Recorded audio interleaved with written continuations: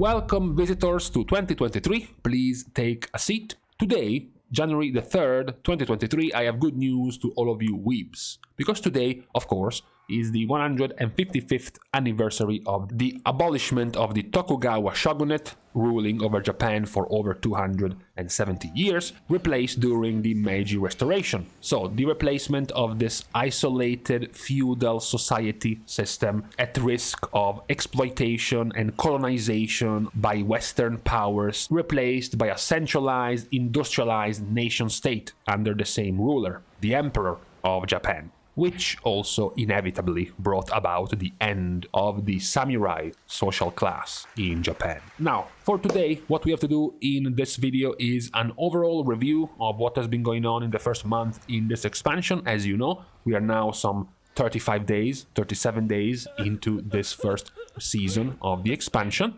and it's time to draw some conclusions. It's time to see what exactly has been going on in this first very small first part of the expansion. So we are going to be drawing some numbers. We're going to be rating every one of the features coming out of the expansion from 1 to 10 to see how they have been going. From, for example, how we should rate the balancing in Mythic Plus when it comes to specs, the power levels of the specs. How do you think the season has been so far? Same goes for the raid. We can also rate how the dungeons themselves have been in Mythic Plus so far. We can also rate how did the open world activities have been so far in the release of Dragonflight. How has the revamping of the profession system been in Dragonflight, for example. So in this review video, let's start with the more thought after competitive activities, the raid and Mythic Plus. So, starting with the raid being released. Now, the raid doesn't find me too happy when it comes to the balance, when it comes to the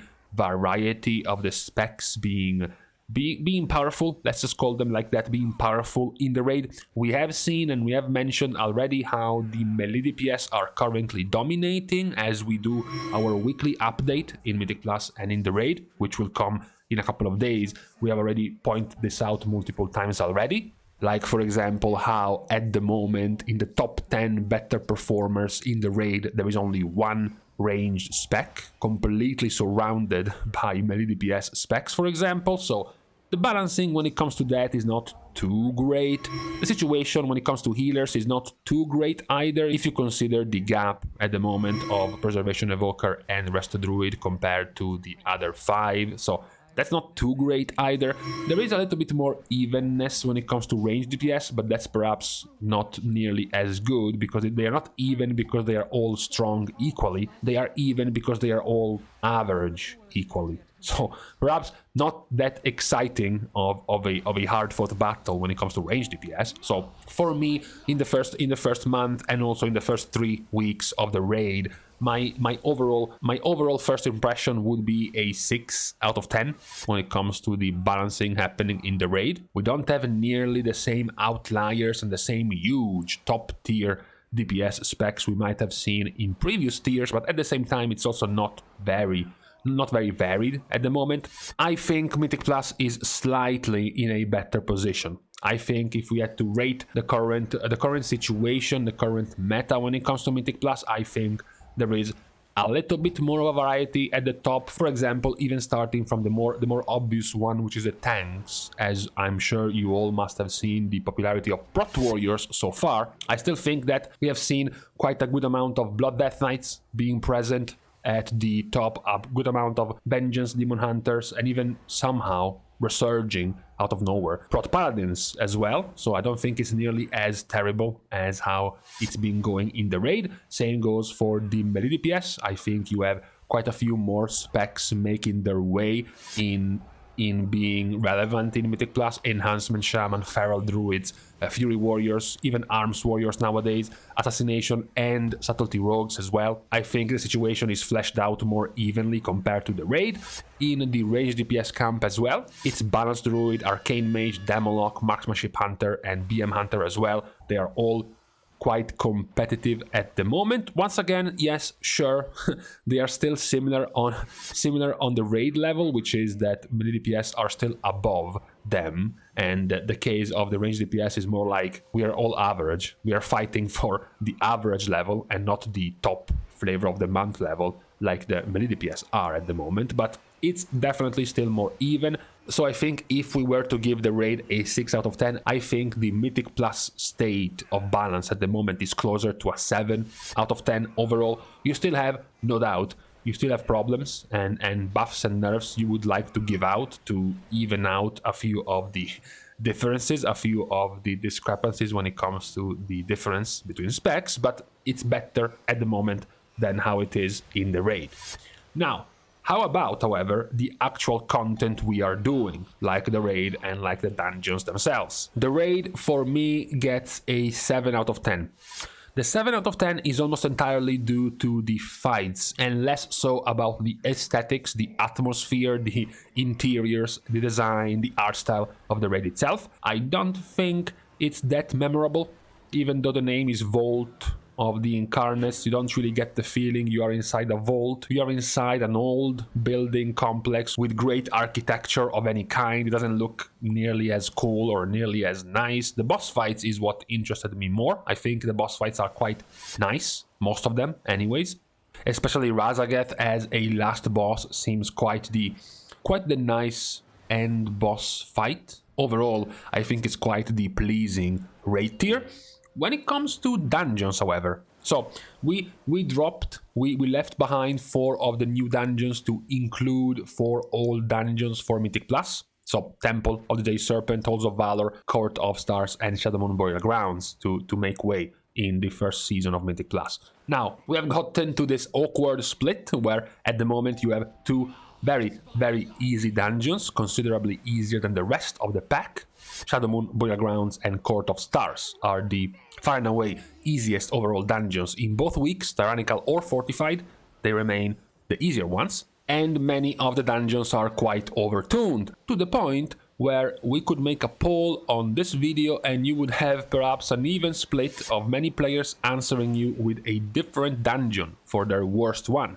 You can make a case for many players hating on Algethar Academy because of the first boss, but even the trash in this fortified week, the trash coming to the second boss, is quite annoying. You could have many players mentioning Ruby life pools. Pretty much all of the bosses are very difficult, even on fortified actually, and not to mention the actual trash of Ruby life pools being miserable. Many players will also go and answer Nokud Offensive because of a couple of the bosses, but also because of the trash mobs in there. And lastly, we have Azurvolds. Many of the bosses, in particular the second one, has been quite a frustrating point for many players, and also some of the trash mobs in there is quite overtuned. So I think the dungeons at the moment are getting a 5 out of 10 overall because of the balancing, because of the tuning around them. There is too much of a discrepancy between the easy ones and the bad ones at the moment, which also make it quite boring to try to find groups, because it will be a constant spam of people looking for Shadowmoon Burial Ground keys or for Court of Stars keys, for example, and there will be a deserted island trying to find Ruby Life Pool keys, for example, because people are just ignoring that dungeon. So I think even after one round of nerfs, one round of balance tuning, we need more. We need more to raise the rating of the dungeons. Yes, we have gotten the holidays, and yes, Blizzard employees go on a break during the holidays, so we were not going to get any changes, any tuning in this past couple of weeks. But now that the holidays are over, we are bound, hopefully, to get some more changes, some more tuning to the dungeons. So this one to the dungeons is the rating I am more confident will rise quite soon compared to the others. We then have the profession system, the complete overhaul, the complete rework of the professions in this expansion. So to me, it gets a political 9 out of 10 because of how much it has changed and improved compared to the previous expansions, where it was a stretch to even call those profession systems. They were more like profession afterthoughts in the last 2 or 3 expansions. So we have gotten, of course, clear improvements in our profession system. The only reason why we're not going to the top marks, the top ranking for the profession rework, are a couple of things. The first thing is the price. this thing of multiple qualities to basically everything, including things like potions and files for you to use, as well as rules to put on your armor, as well as enchants, have made this into quite the large gold sink. So prices have gone up significantly this expansion. Now it's at the order of the day to be spending some 1,000 gold per potion, for example, if they are the good ones, even more than 1,000 gold per potion if they are the good ones. Prices on good enchants, for example, you are happy you got an upgrade on your pants, and now the best enchant for your pants costs 30,000 gold. You know, the prices have gotten quite much higher. That's why I don't think it's the perfect system quite yet. Then there is the other part of this system not gaining its full marks, which is the crafting orders. The decision of Blizzard to not allow players to request a minimum quality in the public crafting orders, effectively making public crafting orders a deserted place, effectively having to force people to start looking in trading chat or in the services chat to find people to send orders to, personal orders. That's the more disappointing part of the crafting order system, because it has basically made the personal orders thing the only way for you to actually go and use the system, because you want to craft your new piece of gear, your shiny piece of gear that's only available once every couple of weeks because of your spark of ingenuity earning every couple of weeks. And of course, there is no way you are going to put that craft up as a public order, because you have no way to set a minimum quality for that craft. So why would you risk some random guy picking up your order with the shittiest possible materials and giving you a quality 1 craft, when you could have just gone for a personal order and asked for a quality 4 or a quality 5 craft of that item? So those two, the increased pricings on basically everything and the crafting order being quite wasted when it comes to public orders, are the reasons why we're not giving the Profession Rework full marks at the start of this expansion. Also, since we talked about Mythic Plus and the raid, and then we talked about professions, let's also give a mark, let's give a rating to something that's not even in the game yet. Let's give a rating to the notion that the Creation Catalyst is coming out in 6 weeks after the release of the season. TLDR is coming out on January the 24th. So, how do we feel about that? My feel is a 4 out of 10 when it comes to this decision of delaying the Creation Catalyst by this long. I think we have been betrayed. I remember a couple of the devs, Morgan Day in particular, pointing out back then during Sepulcher how they figured out that the Catalyst was coming out a little bit too late, and they would have thought for the next expansion to shorten the amount of time it takes for the Catalyst to come online.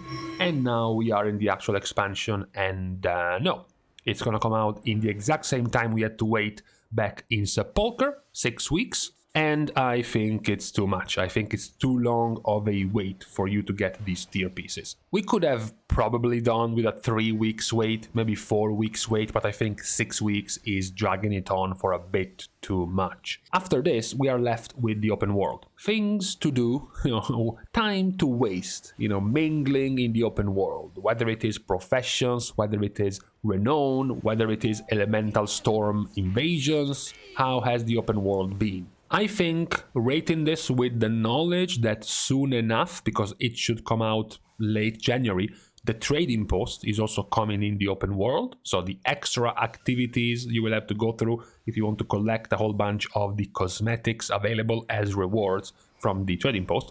I think we can give it a solid 8 out of 10 at the moment. We can see the amount of busy work you have to do if you want to in the open world. At the start of the expansion, of course, it was a ton of busy work, perhaps even overwhelming amounts of busy work. But now, of course, it has slowed down compared to the beginning of the expansion.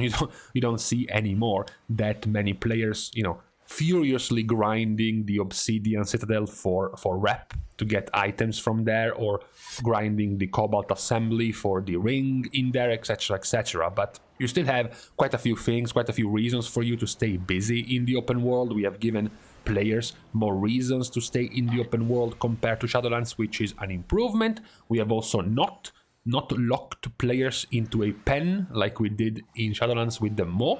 So now you have the entire continent at your disposal to do open world activities, and you are no longer confined into a small tiny region like we had for the majority of Shadowlands, going from Demo to Cortia to Zereth Mortis. That is also an improvement. We do have the addition right very early in the release of the expansion. We had the addition of the elemental storms for some cosmetic cool looking stuff, and also for open world players to be able to get almost a full set of gear at 385 item level. That's also decent enough in terms of open world rewards. And as I said, we're going to be getting the trading post system as well, further enriching the open world activities. So I think overall it has been quite a successful improvement of the open world activities compared to what we got in Shadowlands. So overall, I am quite satisfied. I am quite happy with the state of the open world systems as well as the profession system. I'm also quite fine with the way the balance is at the moment in Mythic Plus. A little bit less when it comes to the balance in the raid,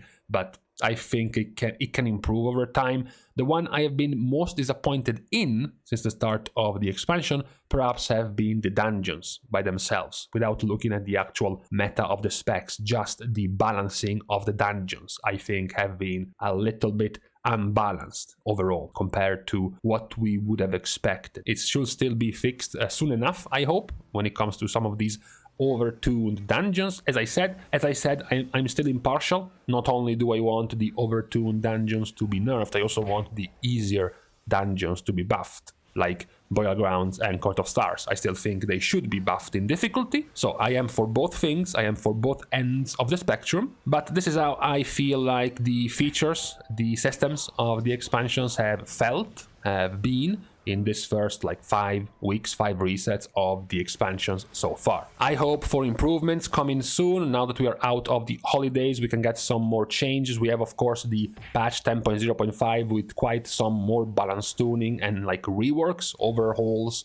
coming around for some of the specs. So perhaps that is also going to improve the balancing of the specs quite soon. But for the moment, this is what we have to work with in this expansion. You can let me guys know down here in the comments which have been your best systems, your best features of this expansion so far, and which have been the ones that have disappointed you the most. Perhaps you think it's all right, everything is cool when it comes to balancing, and even everything is cool when it comes to dungeons and raids, but you are much less happy with the profession system, for example. Or maybe you are much more bored with the open world system. That can certainly be possible for several players to have different preferences, but this was my own TLDR of how I feel these systems have been so far in this first month and a bit of Dragonflight. So with this out of the way, I'm going to leave you to the rest of your Tuesday. Thanks, of course, as usual, to my Patreon supporters for contributing and helping the channel grow.